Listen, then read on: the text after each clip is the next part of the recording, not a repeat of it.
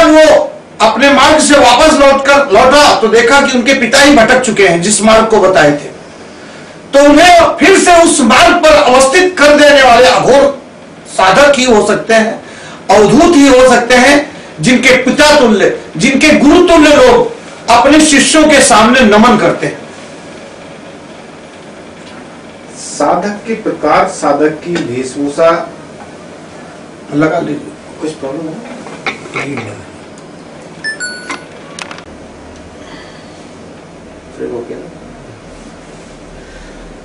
साधक के प्रकार, साधक की वेशभूषा, साधक का खान पान कैसा होना चाहिए, कैसा होता है? जैसा कि शब्द से मैं बार बार बोला, अघोर जो घोर ना हो। साधक की वेशभूषा या साधक का खान पान अति सरल होना चाहिए, क्योंकि साधक को साधना के मार्ग पर यह पूरी तरीके से जानकारी कि उसे साधना करना है, उसे जीने के लिए खाना है, खाने के लिए नहीं जीना है। सिर्फ भोजन इसलिए प्राप्त करना है कि यह शरीर का प्राण वाहिनी चलती रहे, प्राण का संयोजन होता रहे, प्राण की जो क्रिया प्रतिक्रिया है वह अपनी गति पर चलती रहे, क्योंकि प्राण के चलते ही मनमय जो कोश है हमारा, अन्नमय कोश से ही मनमय कोश को शक्ति मिलती है, करंट मिलती है। तो इस तरीके से हम भोजन करते हैं साधक के रूप में कि हमें उस समय कोई भी चीज वर्जित नहीं है। चरम चेष्य लेह भक्ष, 4 तरीके के भोजन है। वो भोजन में जो सरलता से, सहजता से साधक को प्राप्त होता है, साधक अपनी साधना को पूर्ण करने के लिए उन भोजनों से अपने जीवन को संचालित करते रहता है, जिससे वह पूर्णता को प्राप्त कर सके। और इस भोजन के लिए, शारीरिक भोजन के लिए, हमें अपनी पूर्णता को अपूर्णता में नहीं बदलना है कि हम भोजन के लिए घूमने लगे और थोड़े से भोजन के बाद फिर अपनी साधना में, फिर अपने तार जोड़ने में, फिर अपने मानसिक स्थिति को जोड़ने में जो हम लगाएंगे, वो भोजन में अगर लगी रही तो उतना ही समय हमें अपनी साधना में कम मिलेगा। साधक अपनी साधना में, इसीलिए शुरुआती तौर में अघोर साधक 2-2 साल, 1-1 साल लगातार शमशानों पर, उन जगहों पर जहां उन्हें कोई इस तरीके से परेशान ना कर सके, उन्हें घेर ना सके, अपनी मायावी बातें ना सुना सके, इसलिए वो कुछ ऐसा रूप, ऐसी वेशभूषा पहनते हैं या ओढ़ते हैं कि उन्हें देखकर आम आदमी भयभीत हो। जो आदमी उन्हें आकर बिना मतलब के अपने प्रपंच सुनाना चाहता है, उन प्रपंचों से अपने आप को दूर रखने के लिए साधक यदा कदा गाली गलौज या अन्य अभद्र शब्दों का प्रयोग करते हैं, जबकि वह गाली गलौज नहीं होती है। अगर आप देखेंगे तो गोरक्षनाथ ने साबरी विद्या का जो लेखन किया है वो ज्यादातर गाली गलौज में ही है। उसको तुलसीदास ने भी लिखा, अनिमिल आखर अर्थ न जापू, विदित प्रताप महेश प्रतापू। इनके अक्षरों का, इनकी वाणियों का जो अघोर पंथ के साधक हैं, भगवान शंकर की जब तक साक्षात कृपा ना हो तब तक हम इनके अक्षरों का अर्थ नहीं समझ सकते हैं। तो महेश से कि बिना उनकी कृपा के इनकी बात ही नहीं समझ में आएगी। तो साधक या संतजन अपने उस मार्ग पर चलते समय बाधक ना बने, कोई अवरोधक ना तैयार हो, इसलिए अपने वेशभूषा को अति सहज, कफन पहने हुए या सफेद कपड़ों में ही, जिससे उन्हें कोई रंग या प्रदर्शन या स्वभाव ऐसा अपनाते नहीं है। कुछ समय वो काले वाले वस्त्र इसलिए पहन लेते हैं कि उन्हें कोई परेशान ना करे, कोई उन्हें आगे भयभीत ना करे, कोई उनसे भयभीत ना हो। एक दूर दराज कहीं शमशान में मुर्दों, अस्थियों, नरमुंडों के बीच में वो बैठते हैं, जिससे अगले आदमी उन्हें देखकर भयभीत रहे और वो अपनी साधना, अपने कार्य में जो उनकी लेबोरेटरी है उसमें कोई व्यवधान न उत्पन्न हो, अपनी साधना में, अपने लैब में वो इसीलिए वो रहते हैं। और संसार का शमशान से बड़ा कोई लैब नहीं हो सकती, कोई साधना स्थली नहीं हो सकती है जहां पर अघोर साधक को चिता जलती हुई, उसकी राख बनती हुई वो अपनी आंखों से देखता है। मन प्राणों का, सूक्ष्म शरीरों का क्या होता है ये तो हम आप सब नहीं देख सकते हैं, लेकिन अघोर साधक उन सूक्ष्म शरीरों को जो ज्योति में ज्योति नहीं बन पाए, वो सूक्ष्म शरीर जो शरीर से मुक्त तो हो गया, शरीर तो उनका मुक्त हो गया, लेकिन उनकी आत्मा मुक्त नहीं होती, क्योंकि वह आत्मा बन नहीं पाती। तो वह भूत प्रेत पिशाच चेटकाद गुइया भूत डाकनी आदि रूपों को धारण करता है। और अगर यह सब गलत है तो हमारे वेद पुराण शास्त्र उपनिषद रामायण गीता सब गलत है, क्योंकि सब में भूत प्रेत पिशाच गुइया का भूत डाकनियों का आख्यान किया गया है। और साथ ही हमारे सनातन धर्म के सातों धर्मों पुनर्जन्म की और भूत प्रेत की विचार लेखन किए गए हैं। यानी हमारे शरीर की मृत्यु के बाद कुछ ऐसा शेष बचता है जो हमारे शरीर के समाप्ति होने पर वो समाप्त नहीं होता है। उसकी आभा मंडल, उसकी रश्मियां, उसकी सूक्ष्मता वो हमारे इस वायुमंडल में विद्यमान रहती है, और यदा कदा उसके स्वरूप हमें तमाम घरों में, परिवारों में, अन्य जगहों पर दिखाई पड़ते हैं, जो अजीब सी बीमारियों में, अजीब से कायाकलापों में मुझे देखने को मिलता है। कोई भूत प्रेत पिशाच कह के कहता है, कोई कुछ कहता है, लेकिन वह एक सूक्ष्मता विज्ञान है जो साधक उनके बारे में जानकारी रखता है। वो अपनी एक कृपा दृष्टि कर, केवल करुणा की दृष्टि से देखकर उन्हें उन भय तापों से मुक्त कर देता है। जो उस विज्ञान के बारे में नहीं जानते हैं, लोगों को भूत प्रेतों के नाम पर ठग विद्या, उसका पैसा लेना, उसका आहार लेना, तमाम प्रकार की नशाखोरी करना और अपने आप को बहुत बड़ा संत साबित करना और तमाम तांत्रिक साबित करना, ये शायद महाराज कीनाराम कहते थे, जिन जाना तिन जाना नाही, अनजाना सो जाना माही। जिन देखा तिन देखा नाही, अनदेखा सो देखा माही। जो कहता है कि मैंने देखा है, मैं जानता हूं, नहीं जानता है, कि जो कहता है, जो समझता है अपनी आत्मा में कि उसे जाना ही नहीं जा सकता है। हरि अनंत हरि कथा अनंता, वो बहुत लंबी कहानी है, उसे छोटे में कह देना, उसे समझ लेना और समझ के दूसरे को बताना, यह तो बहुत ही मैं इसको गलत ही मानता हूं कि गलत ही हो सकता है। क्योंकि समझकर, समझ के अंदर रखकर अगर वो लोगों का कल्याण करता है, करता है, कल्याणकारी है, कल्याण मूर्ति है, तब तो शिव के मार्ग पर है।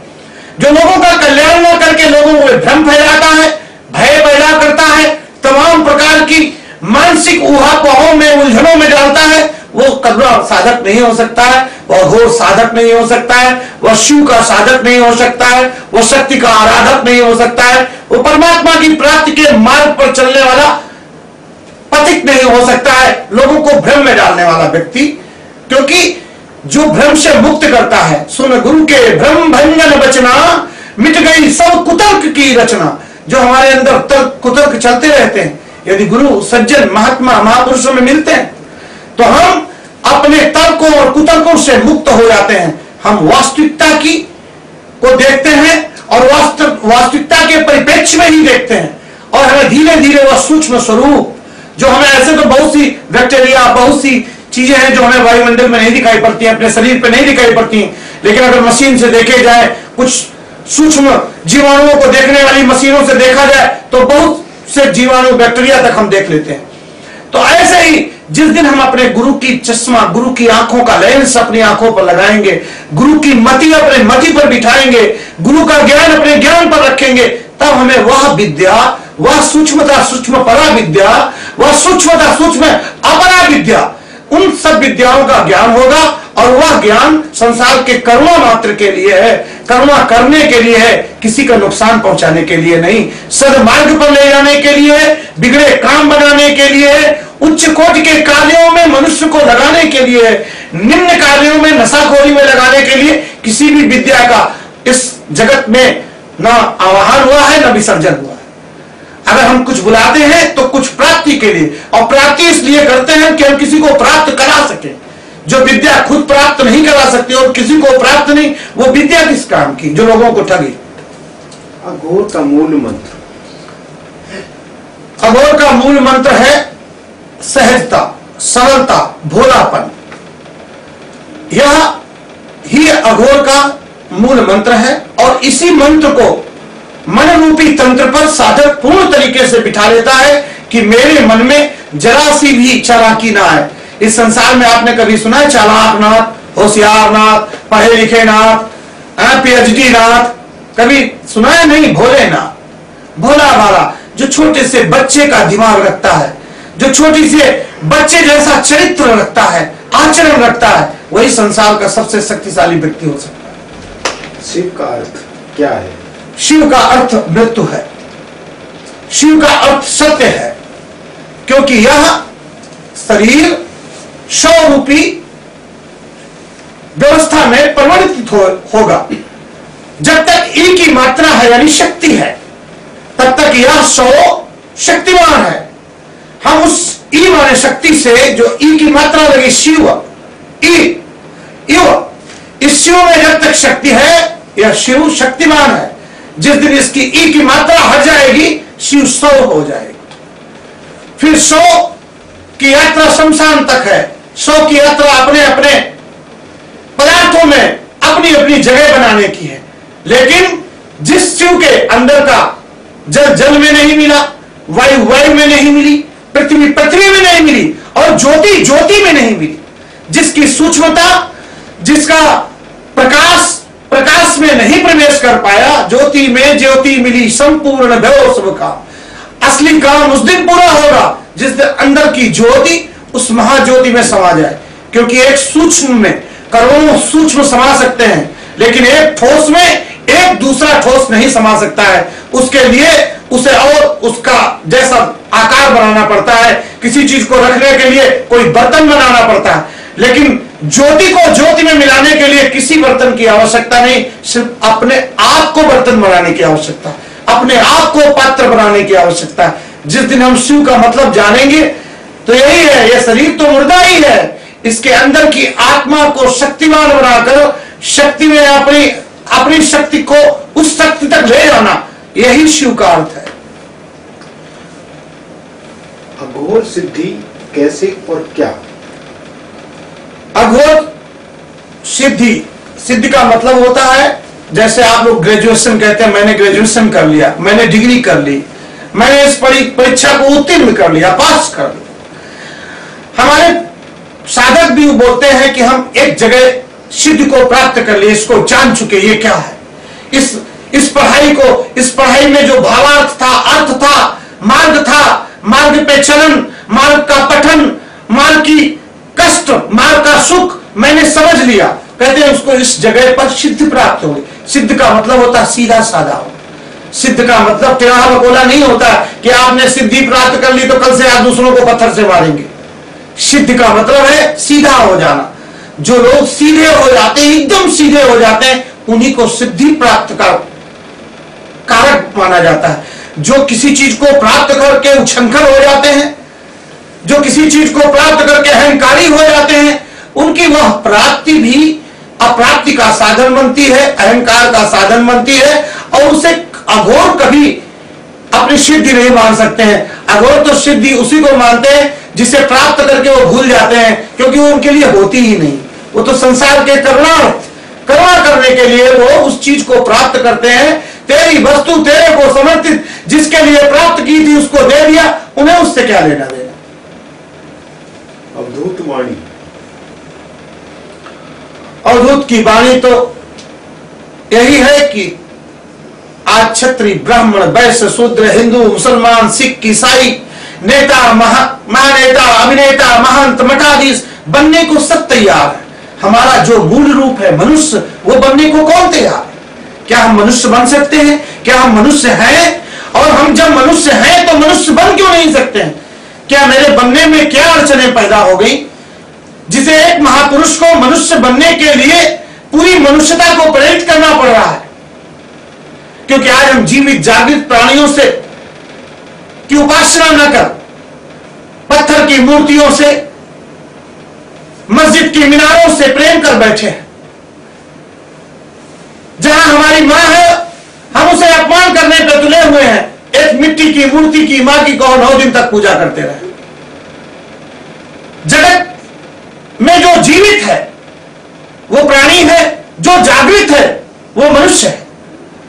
क्योंकि कोई प्राणी जागृत नहीं, आप जाके किसी